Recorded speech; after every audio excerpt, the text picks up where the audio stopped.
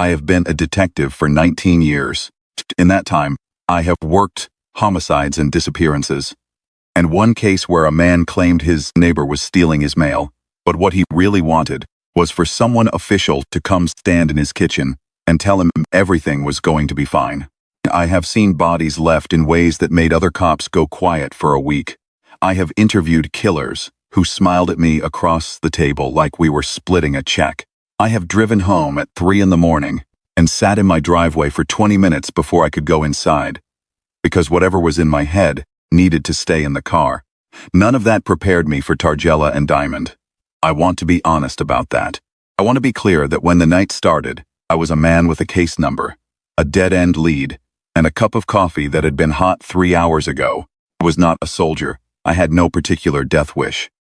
I did not know what the Golden Eye was, or what a dynasty bloodline meant in practice, or that the artifact described in the incident report that crossed my desk would turn out to be the most significant thing I had ever been within 3 feet of. I did not know that the city I had worked in for the better part of 2 decades was built on top of older arrangements, older compacts, older agreements between parties who did not appear in any civic record, and whose concerns were not municipal in any sense I had a framework for. I just knew 2 women were being hunted, and that in my jurisdiction, that is my problem. Call came in from a patrol unit at 11:47 p.m. 2 females, running, one bleeding from a cut on her forearm that she kept insisting was nothing, both refusing to give addresses, both giving names that did not appear in any database we had. Patrol officer who phoned it in had that particular flatness in his voice. That meant he was confused in a way he didn't have language for yet. He said the women seemed. He paused, searched, landed on, urgent. Not scared the way civilians are scared. Scared the way someone is scared, when they know exactly what is behind them, and have a precise measurement of how much time they have left. I took the call because I was the only one still at my desk, and because the patrol officer's voice had that specific quality I have learned over many years to take seriously, which is the quality of a trained professional who has just encountered something that his training did not fully prepare him for. That quality is not panic. It is quieter than panic. It is the sound of someone revising their model of the world in real time while still trying to do their job. When I got to the address the patrol unit had logged, they were in an alley off a street that smelled like rain-wet asphalt and old takeout boxes that had been rained on and dried out enough times that they were more paper pulp than container. A dumpster at the back of the alley had been pushed 2 feet out of its original position, which I clocked and noted, and did not yet have an explanation for. The alley's single working light was a security fixture above a rear exit, and it threw hard shadows that made the far end of the alley difficult to read. Jella was the taller of the 2 women. Dark coat, posture like someone who had been trained to stand correctly in front of thrones and had not entirely been able to forget the training, even when running for her life. There was a quality to how she occupied space that I had seen before, only in people with military backgrounds, or people who had grown up being watched, which turns out to require some of the same discipline. Diamond was shorter and moved like smoke, economical and continuous, never fully still, always subtly repositioning in a way that kept her at a slight angle to any potential line of approach. These were not random civilians.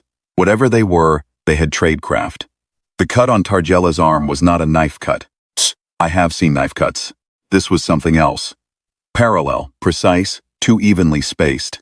Spaced with the exact regularity that you cannot achieve if you are striking with a single blade. Like something with more than 2 fingers had grabbed her, and the nails had been filed to points, and the hand had enough strength in it to leave marks that deep, without appearing to have tried. I showed them my badge. Diamond looked at it, the way you look at a child's drawing of a lion. Not dismissive, not contemptuous, but aware of the distance between the symbol and the actual thing. The acknowledgement of a gap. I asked what happened. Targella said, "You will not believe us." I said I had heard that before. She said, "Not like this." She was right, as it turned out. But I didn't know that yet. So I said what I always say, which is, try me anyway. What they told me in the next 20 minutes, I am going to, relay here as plainly as I can, because that is the only way I know how to tell anything, And because the plain version is strange enough without any embellishment. They were agents. That word came from Diamond, said in a way that suggested it was not quite right word, but was the closest available word in my language. Of something very old. A bloodline. A compact made before the current arrangement of this world, between certain families and certain forces, centered on an object that had been moving through human hands and non-human hands for longer than I had records for anything. Not a ring the way you or I think of a ring. A ring the way a key is a ring, the way a detonator is a ring, the way certain very old locks require a very specific shape to open, and the shape is not metaphorical.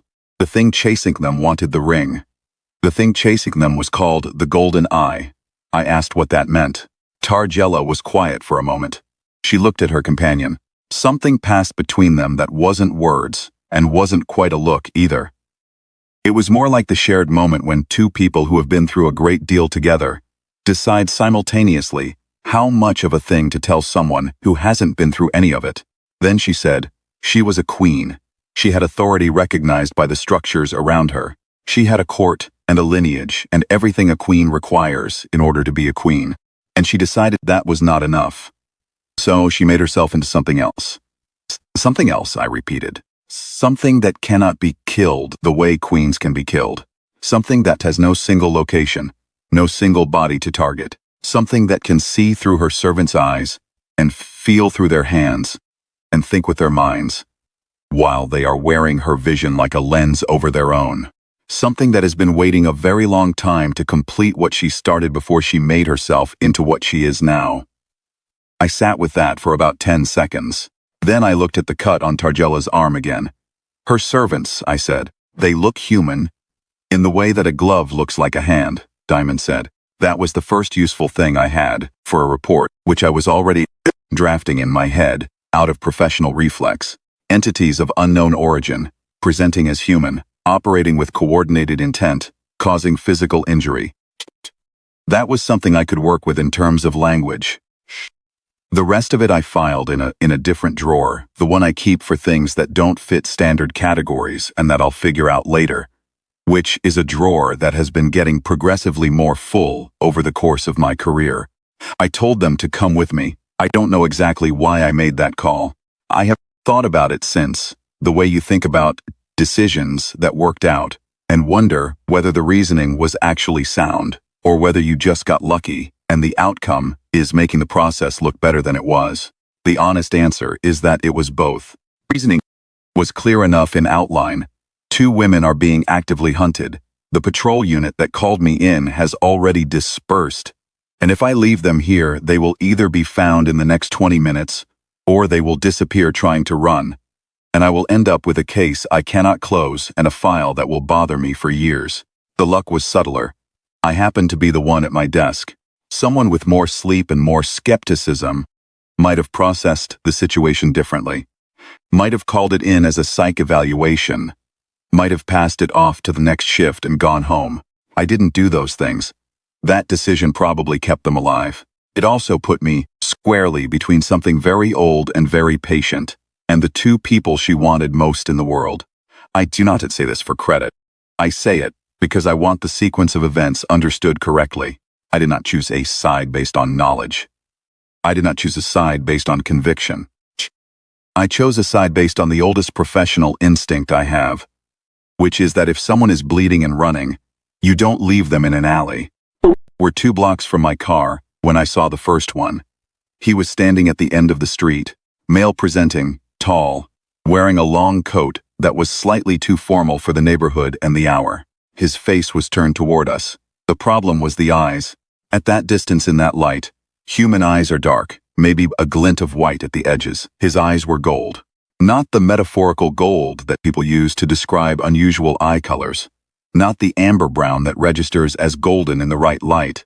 Actual gold, full iris gold, solid and reflective, catching the sodium vapor lamplight the way a mirror catches light, the way cat's eyes catch headlights in the dark. Diamond saw me see him. She didn't break stride, she said quietly. Don't stop walking. I didn't stop walking. My hand on my sidearm, under my jacket, and kept it there. The figure at the end of the street turned and walked away, disappeared around a corner, with a fluidity that didn't quite match what human joints do. The movement through the turn, a degree too smooth. The change of direction, marginally too efficient. Something was not calibrated correctly for the task of appearing to be a person walking. Targella said. He reported our position. We have maybe 4 minutes. 4 minutes until what? Until there are more of them. I had my car parked 2 blocks up, on a side street I had used because parking in this part of the city at this hour is an exercise in optimism. We made it in just over 2 minutes. I did not drive to the precinct. Took a route that made no geographic sense for any destination. A route designed purely to make it difficult to predict my next position. And I watched my mirrors every 30 seconds. Diamond was in the passenger's seat, watching her own mirror with the systematic regularity of someone who had practiced this. Targella was in the back, and she had her hands on something in her coat pocket, and she was very still in the way that people are still when they are trying not to let the thing they are carrying know that they are frightened. The ring, I said. Yes, she said, you have it. I have half of what she needs to find it. Diamond has the other half. I drove for a while and thought about that. So she needs both of you. She needs both of us breathing and present, Diamond said. Or she needs both of us in a condition where she can extract what she requires from us. She is not particular about which condition. I want to be precise about what that sentence did to me professionally, because the professional reaction was the useful one at that moment. It clarified the tactical situation. These 2 women were not witnesses, and they were not suspects. They were objects of retrieval. Whoever was operating the golden-eyed figures was running a collection operation, and the protocol for collection operations, in my experience, begins with isolation and ends with extraction by whatever means is available. The fact that they were still free meant the operation was either newly initiated or something had gone wrong in a previous attempt. How long has she been hunting you? I asked. This iteration, Diamond considered. 11 days. Neither of them answered. That silence was its own kind of answer. It was the silence of a number too large for casual conversation. I found a motel 3 cities over that I had used before on a long surveillance job. The kind of place that is perfectly adequate for its purpose. That has a 2nd-floor exterior walkway and a view of the parking lot from every room on the north side. And that process is cash without comment. I registered under a name I use for off-record work, and I got a corner room on the 2nd floor with 2 exterior windows and 2 clear exit routes, and I locked us in. I sat both women down, and I did something I almost never do in the middle of a developing situation, which is stop and listen to all of it. Full account, the long version. Jella talked and Diamond filled in pieces, and occasionally, one of them would say something in a language I did not recognize, using terms for which there was apparently no equivalent in mine, and then they would translate. And I sat there in that chair, in that room, with my notepad on my knee, and I wrote down everything that seemed like it might bear on what came next. Here is what bore on what came next. The Golden Eye had originated as a monarch of something that Targella described carefully, and Diamond described precisely, and that I understood as a dynasty, one of several, competing for dominion over territories, and compacts through methods that included what I would call espionage and political maneuvering, and what they called something much older, methods that predated the languages they were translating from. She had been powerful. She had been, by the reckoning of the structures around her, legitimate, meaning her claim was recognized, the way a deed is recognized by a courthouse, the way a credential is recognized by an institution. She had court, she had lineage, she had the ring within her reach and the authority to use what it opened. If she had been willing to use it the way it was meant to be used, which was as a key to a compact and not as a weapon. She had not been willing to use it that way. She decided the compact was not sufficient. She decided the authority it granted was conditional in ways she found unacceptable. The ring was the key to something that did not belong to any single dynasty, had never belonged to any single dynasty, had been held in trust by lines like our Targella's and Diamond's, for the specific reason that no single will should have exclusive access to what it opened. The Golden Eye saw that arrangement differently. She saw trustees and decided they were obstacles. She moved to remove them. She had been stopped. At cost I could not fully calculate from the account I was given, she had been stopped. And in being stopped, she had done the thing that Targella described in a tone that was attempting to be clinical, and not entirely succeeding. She had shed what she was. Form, the body, the singular location. She had made herself into what she now was. Distributed. Present in many places at once. Through the servitude of minds she had reached. Through proximity. Or through a process I understood as something like long exposure infection. A gradual takeover of will that left the person's memories and personality largely intact, but layered her perception and her purpose over everything. The servants were people. I need to say that clearly. Because it mattered to everything that followed, and it mattered to how I felt about what I might have to do before the situation resolved. They were people who had been reached and altered, who still had themselves somewhere inside, but who were operating at her direction, seeing through her vision, pursuing her objectives. They might not have chosen this. Most of them, by Targella's account, had not chosen it. They had simply been in the wrong place long enough. Diamond watched me work through that. She had been watching me work through things for the past 2 hours, and she had, I noticed, a very accurate read on how much time a given piece of information required. She said, "You are thinking about whether you can hurt them. I'm thinking about what it would mean if I did. It would mean you kept us alive." It wasn't cold when she said it. It is the truth. Handed over without the courtesy packaging that most people put around difficult truths when they are talking to someone they have recently met. I didn't sleep that night. I kept watch in 3-hour blocks, trading off with Targella, while Diamond slept because Diamond had apparently not slept in 3 days, and whatever was keeping her functional was running on fumes. In the pre-dawn hours, between 2 and 5 in the morning, Targella sat across from me in the beige chair that all motel chairs aspire to be, and we talked about things that had nothing to do with dynasties or artifacts. She asked about my work, told her about the mail theft case, the man who wanted someone official to stand in his kitchen. She smiled. It was a particular kind of smile, not happy, not sad, but the specific expression people make when they recognize something true about the world inside a story that has nothing overtly true about the world in it, she said. That is a very old need, the need to be told everything will be fine. The need for someone official, she said. Someone whose presence means the situation has been acknowledged by something larger than any individual person. It goes back further than you would guess. I thought about that for a while. Precinct coffee machine, making its periodic noise in my memory, the quality of specific early morning silences. I said, "Does it work?" Someone official showing up. She looked at the floor, then at her hands, then at me. It depends entirely on whether the official person can actually do anything about it. At first light, I drove them to a Chuta location, Targella, specified from memory. A building in a part of the city that looked like it had been forgotten between 2 different eras of renovation.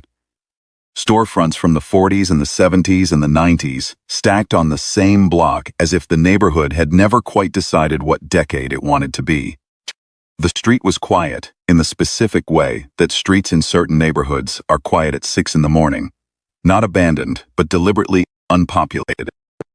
The residents who knew what went on here, having decided to be elsewhere until things resolved. The building was a walk-up above a dry cleaner that had been closed long enough for the sun to have worked on the paper in the window until it was amber and translucent. On the 3rd floor, in a room with a single north-facing window and walls, covered in things that were not quite diagrams and not quite maps and not quite symbols but that contained elements of all 3 organized in ways that suggested a logic I did not have the vocabulary to name. There were 2 people waiting. Lady Iris was the older woman. She sat in a specific chair with a specific stillness that was the stillness of someone resting, but the stillness of someone who has learned that conserving a particular kind of energy is essential to the work. She looked at me when I came through the door with an assessment so rapid and complete that it felt less like being looked at and more like being scanned. Whatever she found, she made a decision based on it quickly. She did not introduce herself or ask my name. She said to Targella, "He knows what he's here for." Targella said, "He knows enough." The other person in the room was a man called Harlem. He moved like he had been injured recently and repaired imperfectly, and was currently operating within a range defined by what the repair would allow. He shook my hand, with a grip that was careful not to be too strong. The handshake of someone who could break things if they didn't pay attention. And he looked at me with the frank appraisal that I recognized from other people who work cases that don't have clean language for their components. They knew Tangela and Diamond. The reunion was not warm in the television sense. Nobody embraced, nobody wept. It was the reunion of people who had expected worse outcomes than the one they were standing in, and who were spending the first 30 seconds revising their operational status from worst case to something more workable. Harlem took the two women to a side room. Lady Iris kept her attention on me with a steadiness that would have been disconcerting if I hadn't spent 19 years in rooms with people who had very specific reasons to look at me very steadily. "You're the detective," she said. "That's right. You brought them here. They told me where here was. I drove." She seemed to find that satisfactory in some way I couldn't entirely characterize. She said, "You understand what you've stepped into."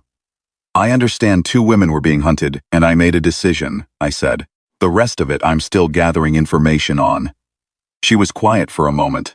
Then she said, "The ones she sends will come to this location. She already knows it. She's known it for 2 days. She has been allowing us to gather here because she wants the ring and both of them in one place, which is operationally more efficient than pursuing them across 3 continents." "That's a trap," I said. "It is a very old kind of trap," she said.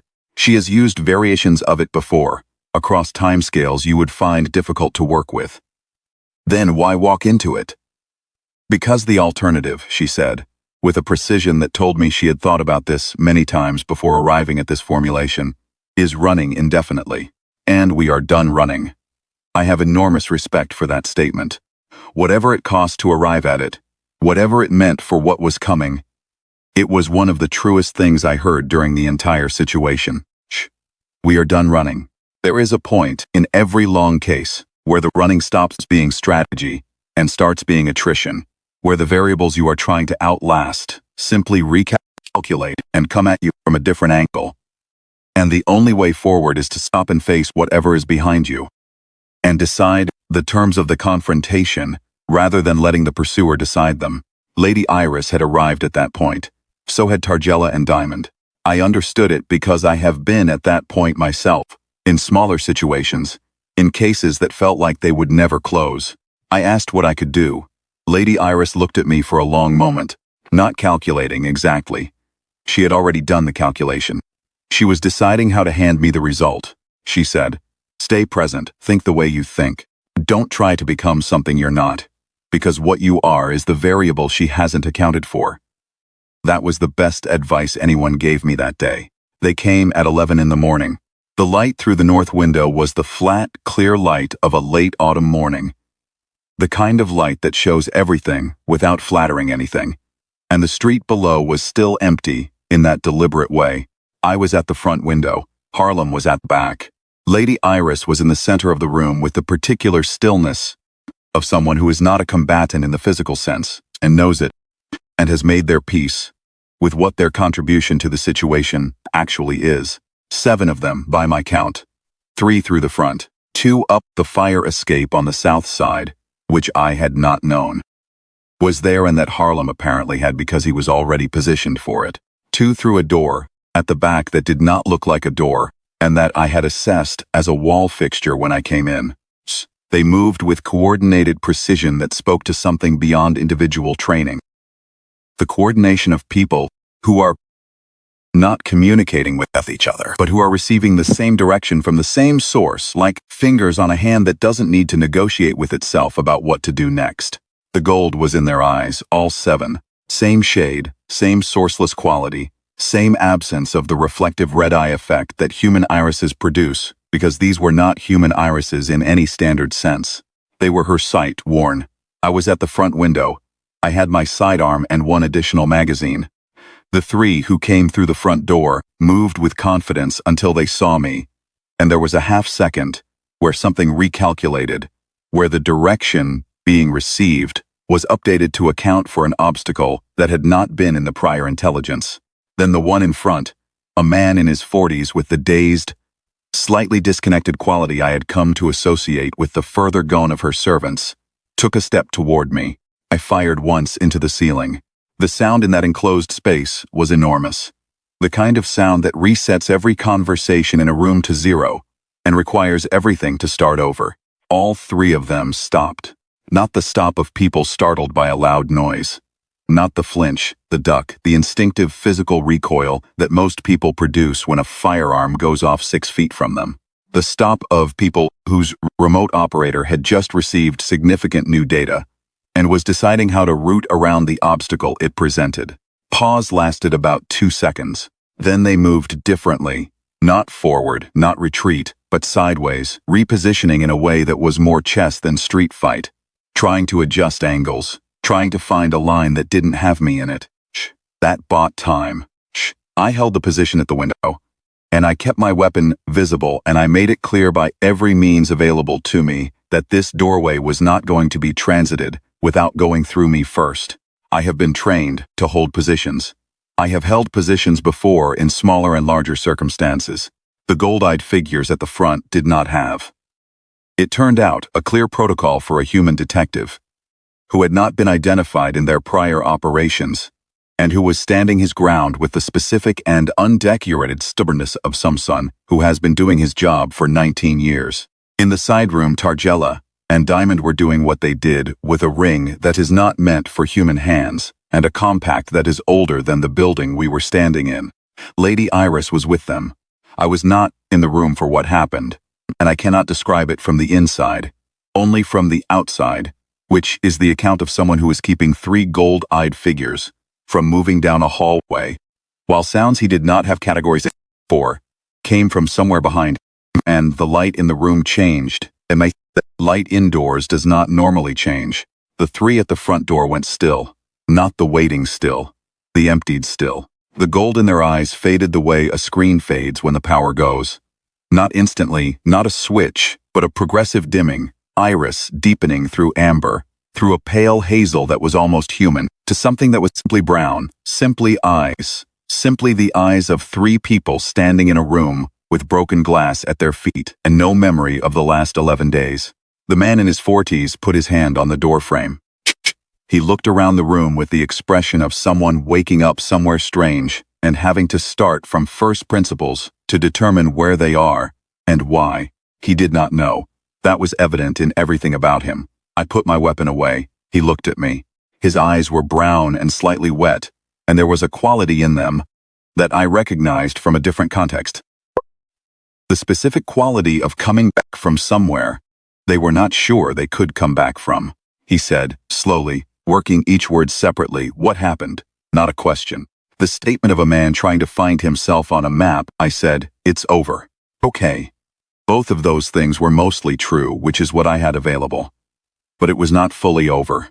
I knew it before Lady Iris came into the front room. I knew it the way you know, in a case when you have cleared the immediate situation and there is still something pending. A weight in the air. A variable you have not yet accounted for. The 7 who had come through the doors and windows had been fragments, distributed pieces of a centralized will. The will itself was not here, it was coming now. Lady Iris found me standing at the front window looking down at the street, which was still empty. Stillness had a different quality now. Not the conserving stillness of before, but something tensed, like a cable under increased load. She said, she is coming herself. How long? Minutes. She saw through all of them. She saw what happened. She is coming because she has decided that all indirect approaches have been exhausted. And direct, I said. Does direct look like? Large, Lady Iris said, old. The form she chose when she shed the other one. She doesn't carry the human shape when there is no longer any tactical advantage to it. I looked at the street again. For a moment it was simply a street. The amber window dry cleaner, the parked cars, the light on November concrete. Then there was a shadow that was not from any cloud. It moved across the faces of the buildings opposite, with a steadiness that had nothing to do with wind or weather. The shadow of something enormous, adjusting its position above the roof line with the unhurried deliberateness of something that does not believe speed is necessary. Something very large was settling above us. I could not see it directly. I could hear it in the way you hear things that bypass the ears. As pressure, as a frequency that registers in the chest and the back of the jaw before it becomes anything the eardrums can report on. Something vast was positioning itself above this building, above this block, above this particular apartment on this particular street, and it knew exactly where we were. Tarjella came to stand beside me at the window. She looked at the shadow without flinching, which told me she had known this moment was coming for a long time, and had done whatever preparation she could do for it. I could see in her face the weight of the long road that had ended here in this room, in this light. She said quietly, "She was a queen once before all of this She stopped, revised something. She was what I might have become if I had looked at the compact the way she looked at it, and decided it was a ceiling rather than a foundation." I looked at her. She kept her eyes on the shadow. That should be the frightening thing, not the size, not the power. That the distance between what she was and what she is just decisions, made over time, each one small enough to seem reasonable at the time. "It doesn't frighten me," I said. She turned and looked at me directly. "Why not?" "I thought about it," I said. "Because that distance runs both ways. Decisions go the other direction too. Smalls, over time." She was quiet for a moment. I watched her work through that. Then she said, "You sound certain." "I'm not certain about anything," I said. "I'm just here." The window blew in. Not violently. That is the thing I was not prepared for. I had been prepared for violence. The window blew in the way water rises when something large displaces it from beneath. Outward pressure building over 3 seconds, and resolving in a single implosion of cold air, and the thin scatter of old glass across the floor. The light changed. It went gold. Not the warm gold of afternoon, not the amber gold of street lamps. The hard, specific, sourceless gold of her sight poured into the room like a tide coming in, filling the corners, touching every surface, touching me. Felt it on my face, on the backs of my hands. The sensation of being under a searchlight. But the searchlight was looking for something specific. And it was not looking for a motel room or a third-floor apartment, but for the people in it. And it found them. And it found me. And for a moment it stopped on me with the specific attention of something that had not expected to find what it was finding, and was recalculating. She spoke. I cannot reproduce the language. What I can tell you is that it was not intended for human auditory systems, and that my auditory system received it anyway. The way an instrument tuned for one register vibrates in the presence of a strong adjacent frequency, whether it wants to or not. What I understood, what Tarjella told me afterward I had understood correctly, was a demand, formally structured, ancient in its construction, made in the specific register of something that has issued such demands before, and had them honored. The kind of demand whose form carries weight, because the form has been honored enough times that it has accumulated the authority of precedent. She was demanding surrender. She was demanding the ring. She was demanding the recognition of a claim she had decided was already adjudicated in her favor. Diamond was standing in the center of the room, still, eyes closed, hands at her sides with the deliberateness of someone holding a very specific position that required concentration to maintain. The ring was on her left hand. Even across the room, even in that changed light, it was present in a way that went beyond visibility. The presence of a thing that has been exactly what it is for a very long time, and is not in any way uncertain about that. Tarjella moved to stand beside her. She took Diamond's right hand. Two women from a line that had been maintaining a trust for longer than this city had been a city, standing on a third-floor apartment with broken glass floors and gold-washed air, and the weight of something ancient and vast pressing down through the ceiling. It was nearly enough to be those two things, the ancient demand and the ancient answer to it. But not quite. Here is what I have learned in 19 years of cases that closed and cases that didn't. The ones that stay open. The ones that persist in the files for decades. They don't persist because the facts are wrong. They persist because the balance is even. Because there is enough weight on both sides that neither can tip the other. And so the situation remains in that particular equilibrium that looks like stalemate from the outside and feels from the inside like slow suffocation. tips a balance is not always force. It is not always information. Sometimes it is the presence of a variable the other side did not include in its calculation. Put myself in the window. I want to be precise about this, because it matters that it is understood correctly. I am not from any bloodline, I do not carry any compact. I do not have any authority recognized by anything older or larger than the municipal government that pays my salary. I am a detective with a sidearm and 19 years, and a specific and well-developed instinct for when someone is about to do something that it is my job to prevent. I stood in the blown-out window frame. The gold light hit me. Full attention of the golden eye. The compressed, focused, ancient attention of something that has been accumulating perception across centuries. Turned onto me and stayed. I have been in interrogation rooms with people who wanted me to look away, and I did not look away. I have been at crime scenes where everything was telling me to reframe what I was seeing, and I declined to reframe it. The principle transfers to most situations, including ones that have no precedent in my training. She looked at me. I looked at where she was. I did not speak her language, and I did not need to. I was an official person standing in a threshold. I was someone with jurisdiction. Even if the jurisdiction was self-declared, even if the authority was nothing more than the authority of a person who has decided that these two women are under his protection, and the thing at the window is going to have to account for him before it reaches them. You do not get through here, is what I was saying, in the only language I have. Not today. Not while I am standing here. I don't know exactly what she encountered when she looked at me. Tarjella told me afterward, in the specific and careful phrasing of someone trying to translate between registers that don't map onto each other, that the golden eye had spent so long operating through will that was borrowed or corrupted or appropriated that she had forgotten what uninfluenced refusal looked like. She had encountered resistance before. Compacts, bloodlines, the formal mechanisms of opposition that are built into the structures she had been trying to circumvent for centuries. She had encountered people who refused her because they were bound to refuse her, because their lineage or their compact required it, because the structures they served were opposed to what she was doing. She had not, apparently, encountered someone who refused her for no structural reason at all. Someone who had no lineage stake in the outcome, no compact binding them, no mechanism of obligation. Someone who was simply there because two women were being hunted, and this was his jurisdiction, and he was not going home until the situation was resolved. She pushed harder. The gold light in the room intensified to something that left afterimages on the insides of my eyelids when I blinked. Pressure changed from ambient to directional.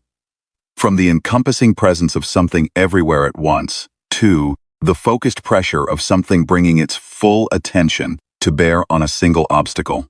I felt it as weight, as the specific physical weight that long sleepless nights and difficult cases leave behind, all of it arriving simultaneously as if she had reached through the window and put her hand on my chest. Centuries of accumulated will, patience of something that has been doing this for a very long time, and has not previously failed to eventually move what was in its way. My left knee ached as it always does. I did not move.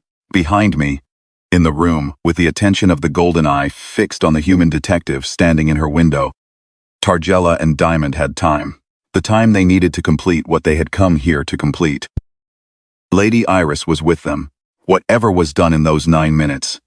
And Lady Iris, afterward, did not give me a full account. And I did not press for one, because some things are between the people who did them and the structures they were done in the name of. It was done correctly. Claim formally answered. A compact formally closed. A demand met with a refusal that in the language of these arrangements carries the same weight as the original demand and forecloses it the way a counter-filing forecloses a legal action. The light went out. One moment it was there. The next moment it was simply the flat morning light through a broken window, the cold coming in, the street sounds of the city continuing its business below. Pressure on my chest was gone, the way a hand is lifted. The sound that was not a sound but a pressure. Absent, replaced by the city's ordinary baseline, the distant traffic, a dog somewhere, the hiss of a bus on a street I couldn't see. I stepped back from the window. Diamond was sitting on the floor with her back against the wall and her eyes open, and the specific expression of someone who has finished a very long thing and has not yet decided how to feel about being on the other side of it. The ring was on her hand. Targelas was standing over her with one hand on her shoulder and the other at her side, and her eyes were wet in the way that eyes are wet when something long and costly has ended, and the body needs a moment to process the accounting. Ali's iris looked at me from the doorway of the side room with an expression I could not completely read and did not try to. Harlem said from behind me, "What made you stand in the window?" I thought about it. "Someone had to," I said. He nodded. That was apparently sufficient. I filed a report when I got back to the precinct. Female witnesses located, threat assessed and resolved, case closed pending follow-up. The follow-up never came. There was nothing in the file that any subsequent reviewer would know how to follow up on. The 7 people who had come through the doors that morning, I confirmed they were all accounted for and appeared to be themselves. And I let them go with the knowledge that they would not be able to explain where they had been, which was a mercy I could offer without having to explain it. Targela and Diamond left the city 3 days later. I drove them to where they needed to be, which was not a location I could have found on any map I have access to, and got they out of my car on a street that looked like any street. And Targela shook my hand, that with both of hers for a moment that was longer than a handshake and shorter than anything else, and looked at me with the and measuring regard she had turned on me since the alley, and gave me one nod which I understood as her version of everything Targela had expressed with both hands. I drove home. I sat in the driveway for 12 minutes, which is slightly longer than average. I think about it, with some regularity, not in the way the bad cases follow you, but in the way that certain things reset your understanding of the world, and then keep returning when the world presents situations that the reset is relevant to. The golden eye had been operating for a very long time. She had reach and patience and the distributed attention of centuries. And she had sent 7 people through the doors of that building with the certainty of something that has done this many times before. What she had not sent for was a variable she hadn't seen before. I have been a detective for 19 years. In that time I have been in rooms where the balance was close, and the outcome was not guaranteed, and the difference between the two sides was not power, or information, or even luck, but simply the presence of someone who had decided that this was their case. These were their people, and they were not going home until the situation was resolved. I did not choose that position because I had a ring or a compact or a bloodline that required me to. Because 2 women were in an alley, and leaving them there was not something I was willing to do. And then one thing led to another. And then I was in a window. She had spent centuries dealing with opposition that knew what it was opposing. She had never, by Targela's account, dealt with someone who was there for reasons she could not categorize within the structures she understood, who had no stake in the outcome she could identify, and no mechanism of obligation she could target. Someone who simply refused to be moved, because being moved would mean 2 people under his protection were no longer protected. And the simplicity of that, the pure, undecorated, 19 years in the making simplicity of that refusal, was a thing she had no protocol for. It held. I go home the same way I always go home. Some nights are 10 minutes in the driveway, some nights are 3. Last week it was 8. I go inside when I'm ready. I have been doing this long enough to know that the sitting in the driveway is not a failure of any kind.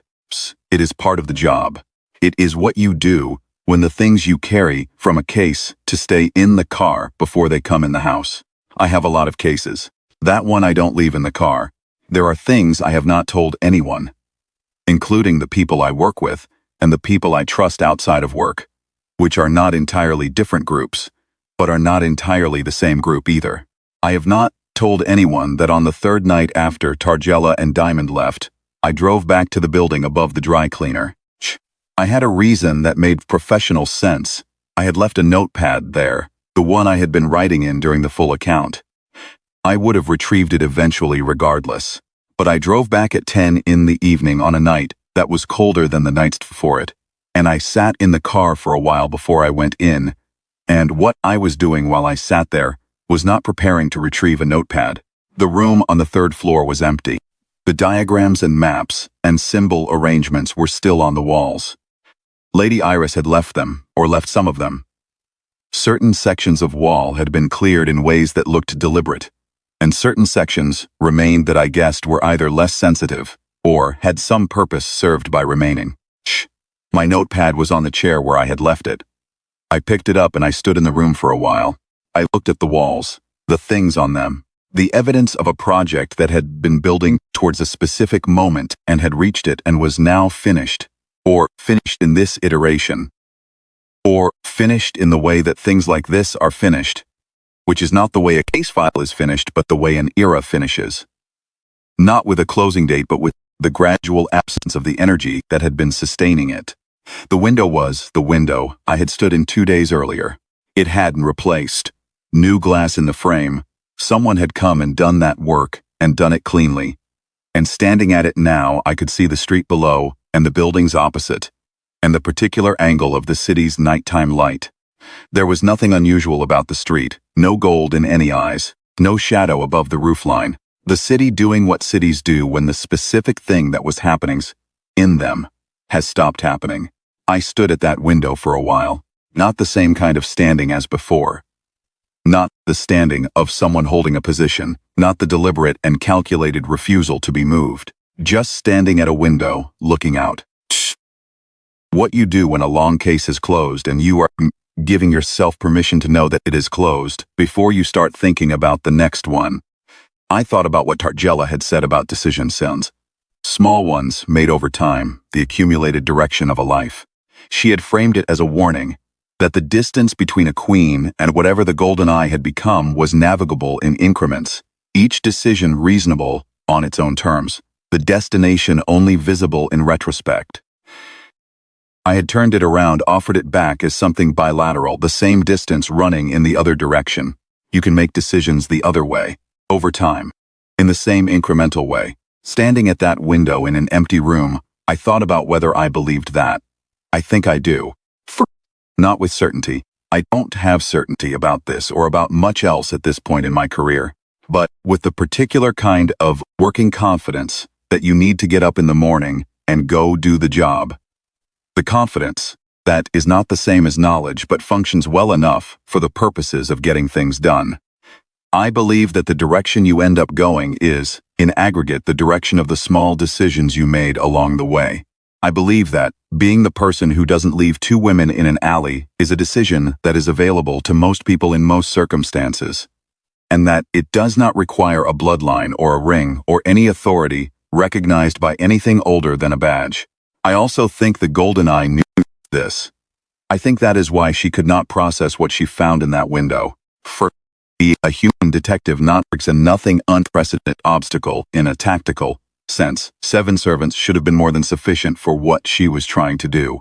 And if I had not been there, it might have been. Because the specific nature of the refusal was something she had been unable to produce in anyone she had ever tried to collect. She collected through will. Through the patient erosion of individual resistance, through the replacement of one person's purposes with her own, what she could not produce, and apparently could not fully comprehend when she encountered it, was a person whose will was entirely their own, and was pointed in a direction that had nothing to do with her, and that she could not redirect. I am not claiming this is heroic. I want to be precise about that. I am describing a mechanism, not making an argument for my own character. The mechanism is a person who is acting on their own reasons, for their own purposes, toward their own understanding of what is right, is harder to redirect than a person who is acting on borrowed purposes or compelled reasons. That is a fact about how will works. It does not require any particular virtue. It just requires being in the most straightforward sense yourself. My notepad was in my jacket pocket. I turned off the single lamp that had been on when I came in, and I went down the stairs, and I walked out through the dry cleaner's locked door, which I had opened, with a pick I keep for legitimate professional use only, and I got in my car. The man I had spoken to in the doorway, the one who woke up not knowing where he was, I ran his plates afterward.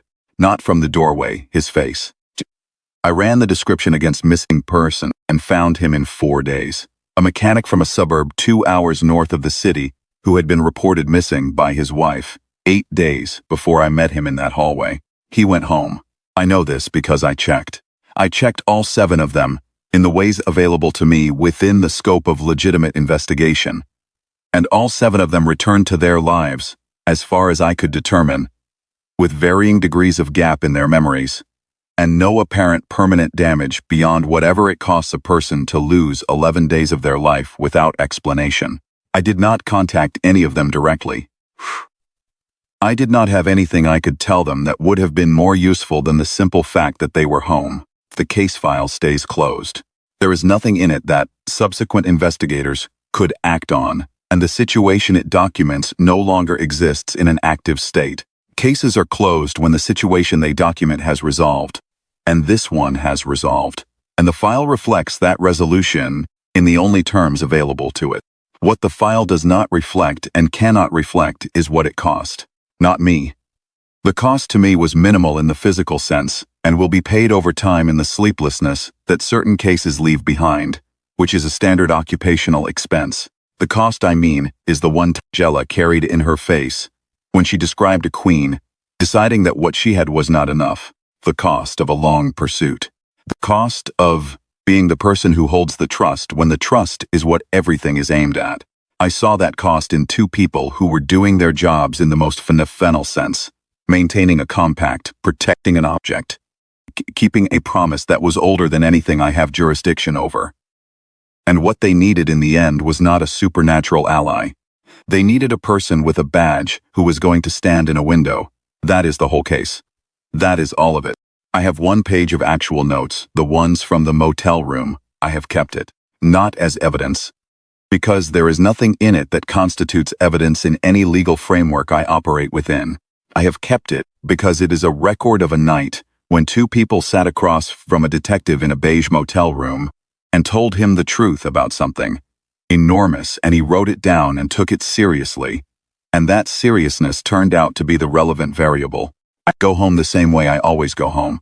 I sit in the driveway, I go inside. Some cases you put in the file and close the drawer. Some cases you carry.